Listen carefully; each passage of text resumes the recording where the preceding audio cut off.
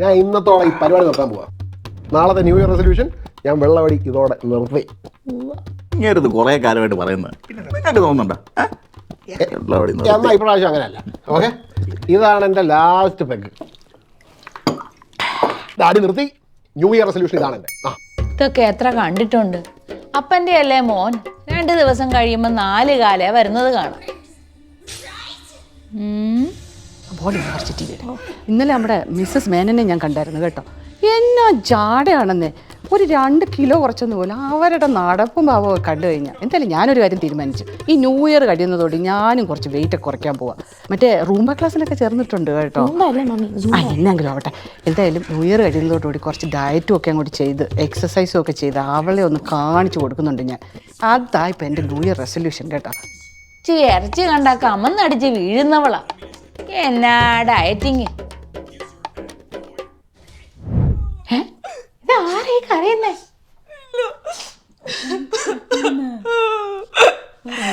എന്നാലും എന്നോട് അവനിത് ചെയ്തില്ലേ. കാലിപ്പന്റെ കാതേറിയിട്ട് ഞാൻ എന്ത് നന്നായിട്ട് അവനെ നോക്കി. എന്തിനാണ് എനിക്ക് ഇത്ര സൗന്ദര്യം തന്നെ? നിർത്തോ, എല്ലാരും നിർത്തോ. എന്റെ ന്യൂ ഇയർ റെസൊല്യൂഷൻ ഇനി എനിക്ക് ടോക്സിക് റിലേഷൻഷിപ്സ് ഇല്ല. നിർത്തോ ഞാൻ എല്ലാം. അമ്മ വേലി ചാടിയ മകളും അതില് ചാടും. ബ്രോ പിന്നീട് വരുന്നു. വിടേക്ക് പൂശ കത്തി പോകുമ്പോ തോക്ക് എന്തെങ്കിലും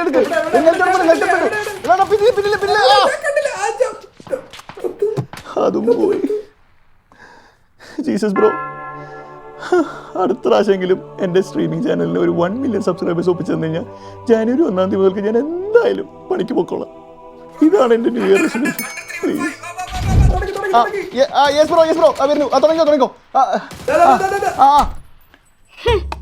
ഈ 10-35 സപ്ലി ഉള്ള ഇവനൊക്കെ ഇനി ആര് ജോലി കൊടുക്കാനാ? ഈ റെസൊല്യൂഷന്റെ പേരിൽ ഇനി എന്തൊക്കെ കാട്ടിക്കൂട്ടലുകളാ ഞാൻ കാണേണ്ടത്. എടി ഏലിക്കുട്ടിയെ, അച്ചായ പണ്ട് നീ വറീദിന്റെ പറമ്പിന്ന് ചക്ക മോട്ടിക്കില്ലാന്ന് എന്റെ തലയിൽ തൊട്ട് സത്യം ചെയ്തതൊക്കെ ഓർക്കുന്നുണ്ടാ? ആ റെസൊല്യൂഷൻ നീ പാലിക്കാത്തോണ്ടാ നീ ഇപ്പൊ സോഫയിലിരിക്കുന്നതും ഞാൻ പടായിട്ട് ഈ ഭിത്തിയിലിരിക്കുന്നതും. ഈ റെസൊല്യൂഷൻ എന്നൊക്കെ പറഞ്ഞ പണ്ടും ഇപ്പോഴും ഒന്നുപോലെയാന്നേ. കാലം മാറിയപ്പോ അതിന്റെ കോലവും മാറി. മനസ്സിലായ?